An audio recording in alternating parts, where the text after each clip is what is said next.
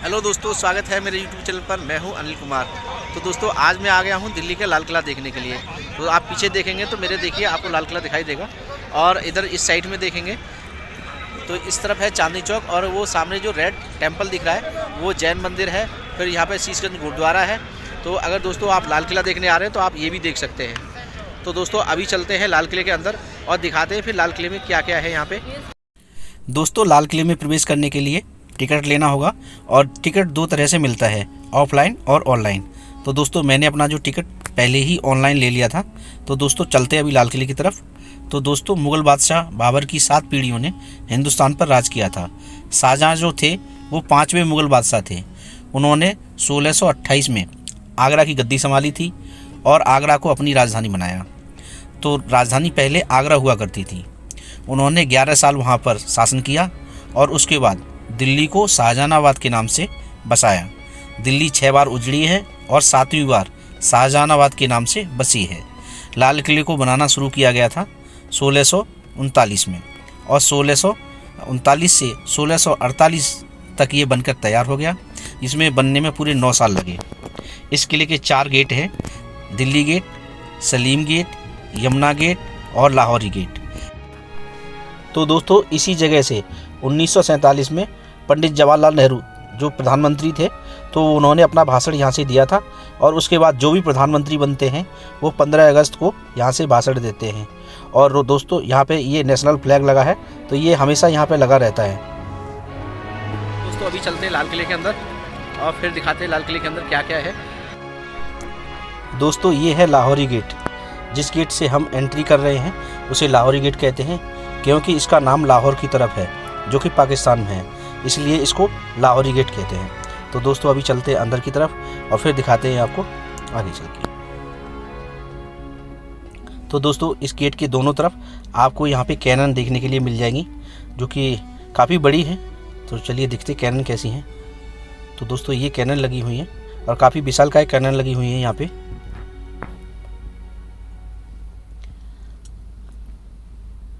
तो दोस्तों अभी चलते हैं अंदर की तरफ। दोस्तों पहले किले की सुरक्षा की जिम्मेदारी इंडियन आर्मी की होती थी, लेकिन यहाँ पे आतंकवादी अटैक होने के बाद में ये CISF के पास में ट्रांसफ़र कर दी गई है। तो अभी पूरे लाल किले की जो सुरक्षा है वो CISF के पास में है। दोस्तों ये है लाल किले का मेन गेट। तो दोस्तों यहाँ से एंट्री की जाती है अंदर की साइड में। तो कुछ रेड कलर का ये लाल बलुए पत्थर से पूरा बना हुआ है, और लाल किला पूरा जो है पूरा लाल पत्थर से ही बना हुआ है। आप जिधर भी निगाह उठा के देखेंगे तो आपको लाल स्टोन ही देखने को मिलेगा, और ये पूरा जो पत्थर है ज़्यादातर राजस्थान से आता था। दोस्तों ये है छत्ता चौक मीना बाज़ार। तो दोस्तों शाहजहाँ की 2 बेटियाँ हुआ करती थीं, रोशन आरा और जहाँ आरा। यह बाज़ार इन्हीं के लिए लगाया जाता था। यहाँ पहले कपड़े, बर्तन और ज्वेलरी आदि मिलती थी, आज भी मिलती है, आप खरीद सकते हैं। यह बाज़ार केवल महिलाओं के लिए बनाया हुआ था। यहाँ पर लेडीज़ ही कपड़े बेचती थी और लेडीज़ ही कपड़े खरीदती थी।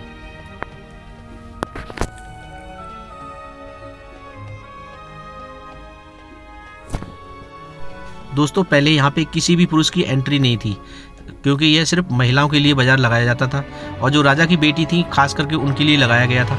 तो वही यहाँ से खरीदती थी सारा सामान।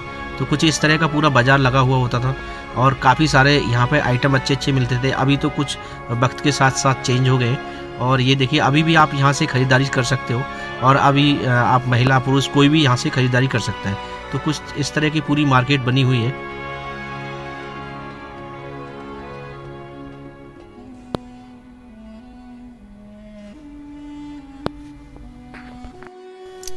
दोस्तों तो मैंने पहले जैसे आपको बताया था रोशन आरा और जहाँ आरा, तो जो दोनों बेटियां थीं तो उनके जो मार्केट वगैरह लगाती थी उनके लिए, तो उनके लिए ऊपर रहने के लिए सारे कमरे बने हुए हैं। तो वो यहीं रहते थे और यहीं नीचे मार्केट लगाते थे।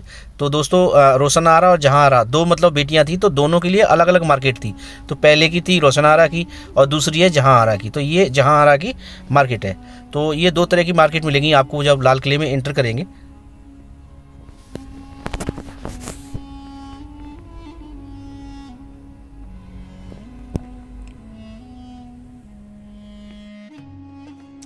दोस्तों सामने जो बिल्डिंग दिख रहे हैं वह बिल्डिंग है नौबत खाना, यानी वेलकम गेट।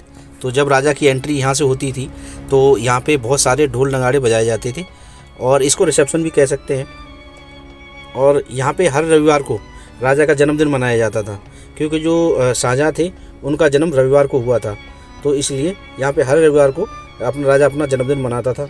और कुछ इस तरह का पूरा डिज़ाइन कर रखा था, ये देखिए कितना सुंदर डिज़ाइन कर रखा है। दोस्तों सामने जो आप बिल्डिंग देख रहे हो वो है दीवाने आम। तो दीवाने आम दोस्तों हुआ करता था राजा का कोर्ट। तो यहाँ पे न्याय हुआ करता था और इसके सामने 2 बड़े बड़े गार्डन बने हुए हैं। इनमें एक तरफ महिलाएं और एक तरफ पुरुष बैठा करते थे। तो पहले ये पूरा मार्बल का बना हुआ था और जो पिलर आप देख रहे हैं इन पर पूरा मार्बल लगा हुआ था, लेकिन अंग्रेज़ों ने इन्हें पूरा तोड़ दिया। दोस्तों ये सामने देखेंगे आप राजा का सिंहासन, तो इसी पर बैठकर जो शाहजहाँ था वो न्याय करता था। और इसके 4 बेटे थे शाहजहाँ के, तो दारा, मुराद, औरंगजेब और शुजा, जो कि सिंहासन के अगल बगल में बैठा करते थे। दोस्तों राजा के सिंहासन के नीचे की साइड में ये आप जो वाइट मार्बल की शिल्प देख रहे हो, तो यहाँ बैठते थे वजीर। और वजीर पहले फरियाद सुनते थे और उसके बाद वो राजा को देते थे। राजा फिर न्याय करते थे और न्याय करने के बाद में जो भी दोषी होता था तो उनको एक जेल में रखा जाता। तो वो सामने देखेंगे जेल है। तो पहले यहाँ पे जो बंदी होता था उसको रखा जाता था और न्याय होने के बाद में अगर वो मुजरिम करार होता था तो आगरा की जेल में भेज दिया जाता था। तो दोस्तों इधर है मुमताज़ महल। तो दोस्तों पूरा ये देखिए वाइट मार्बल से बना हुआ है। तो दोस्तों पहले ये मुमताज़ महल था। तो जब अंग्रेज़ आए, अंग्रेज़ों ने आक्रमण किया तो इसमें पूरा मार्बल लगा हुआ था, तो उन्होंने सारा इसको तहस नहस कर दिया और इसको बाद में जेल में कन्वर्ट कर दिया। तो और ये जो आप काला काला हल्का देख रहे हैं, तो यहाँ पे पहले रसोई बना दी गई थी, तो यहाँ पे खाना वगैरह बनाते थे। तो इस वजह से ज़्यादातर जो महल हैं वो ख़राब हो गए हैं। दोस्तों ये है दीवाने खास। तो दीवाने खास राजा के जो रणनीतिकार होते थे और जो सलाहकार होते थे वो यहाँ पे कुछ खास मीटिंग किया करते थे, या उनसे जो मिलने वाले आते थे खास लोग वो यहाँ पे मिला करते थे। तो ये पूरा खास महल होता था और ये पहले पूरा मार्बल से बना हुआ था। तो आप ये देखेंगे इनके जो सारे पिलर हैं इन पर मार्बल लगा हुआ था, लेकिन जो अंग्रेज़ थे उन्होंने ये सारा मतलब तोड़ दिया इसको। तो कुछ इस तरह का पूरा ये खास महल बना हुआ है। दोस्तों इस तरफ है यमुना गेट। तो दोस्तों अभी मैं आपको यमुना गेट दिखाता हूँ। और यह गेट बहादुर शाह जफर थे, जब अंग्रेज़ों ने आक्रमण किया था तो इसी गेट से भागे थे, जो कि हुमायूं के मकबरे में जाके छुप गए थे, लेकिन बाद में उनको वहाँ से गिरफ्तार कर लिया। तो दोस्तों इस तरफ है राजा का खास महल। तो खास महल राजा का निजी महल हुआ करता था जिसमें राजा सोते थे। और ये देखिए पूरा जो महल था पूरा शीशे का बना हुआ था, तो इसमें पूरा शीशा लगा हुआ था, बेशकीमती हीरे मोती वगैरह लगे हुए थे। तो ये सब अभी नष्ट हो गए और अंग्रेज़ इनको उखाड़ के ले गए। तो दोस्तों इसके अंदर जो 3 कमरे थे बैक साइड में 3 कमरे हैं, जैसे खास महल में हुआ करते थे वैसे ही इसमें हैं। तो वो 3 कमरे राजा के सोने के कमरे हुआ करते थे। और ये देखिए आप सोने का अभी भी लगा हुआ है यहाँ पे, ये पीतल का है या सोने का है लेकिन अभी भी लगा हुआ है, ये देखिए। तो कुछ इस तरह का ही पूरा ये लगा हुआ था, तो वो सब उखाड़ के ले गए अंग्रेज़। तो कुछ इस तरह का पूरा बना हुआ है, बहुत ही सुंदर। और ये पूरा मार्बल से और अच्छे से इसका डिज़ाइन किया हुआ है, पूरी कढ़ाई की गई है इसमें। और बहुत सारे पेड़ पौधों के जो फूल बनाए गए हैं, देखिए किस तरह से डिज़ाइन किया गया है।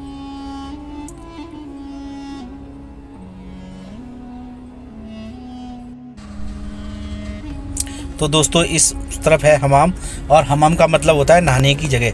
तो इसमें 3 टब हुआ करते थे, तो 2 ठंडे गर्म पानी से भरे रहते थे और एक होता था रोज़ वाटर का। मतलब रोज़ वाटर मतलब जैसे हमारे नहाते हैं तो साबुन वगैरह में जैसे खुशबू होती है, ऐसे ही उस टब में पानी भरा रहता था और गुलाब के फूल पड़े हुए रहते थे, तो उससे क्या वो खुशबू आती थी। तो दोस्तों इस तरफ है मोती मस्जिद। तो ये मोती मस्जिद में जो शाहजहाँ थे वो नमाज वगैरह पढ़ते थे। तो कुछ इस तरह की पूरी मस्जिद और अंदर से पूरा मार्बल से बना हुआ है। तो अभी ये बंद है, इसमें पहले नमाज अदा करते थे लेकिन अभी ये पूरा बंद कर दिया है, तो अभी नमाज अदा नहीं कर सकते इसमें। तो दोस्तों इस तरफ है ये नलकुंभ। तो ये जो नल था मतलब कुआं था, तो जिसमें पानी स्टोर करके रखते थे, और इसी के पानी से पूरा मतलब जो लाल किले के अंदर पूरा पानी का मतलब बहाव होता था। नहरों में जो छोटी छोटी नालियाँ हैं आप देखेंगे तो उनमें पानी का बहाव होता था। तो दोस्तों इधर है नहर-ए-बरसत। तो ये नहर-ए-बरसत है। तो यहाँ से देखिए ये वाटर फ्लो होता था, ये सामने जो आप देख रहे हैं, तो वहाँ से पानी गिरता था और ये देखिए इस जगह से पूरा पानी निकलता था और वो पानी फिर चारों तरफ फैलता था। जो नालियों के सहारे, जैसे नालियाँ बनी हुई हैं, तो ये देखिए ये फाउंटेन बने हुए हैं और जो नालियाँ बनी हुई हैं इनके सहारे पूरा पानी फैल जाता था, जिससे क्या हो जाता था कि पूरी एरिया में ठंडक बनी रहती थी। और इस तरफ भी एक कुआं बनाया गया है। तो ये जो कुआं बनाया गया है, इसमें जो गार्डन थे उन गार्डनों में पानी लगाया जाता था और यहाँ पे कई सारे फव्वारे हैं, उनमें पानी दिया जाता था। तो कुछ इस तरह से पूरा बनाया गया है। देखिए ये कुआं बना है और ये जो नालियाँ हैं इस तरफ, अब इस तरफ और इस तरफ, मतलब चारों तरफ नालियाँ बनी हुई हैं। इन्हीं नालियों से पानी मतलब सारे में फैलाया जाता था, जिससे कि पूरा एरिया में एकदम ठंडक बनी रहती थी। तो दोस्तों ये है जफर महल। तो जफर महल के बीच में, मतलब आप जफर महल बीच में है और दोनों तरफ 2 मंडप है, सावन और भादो मंडप।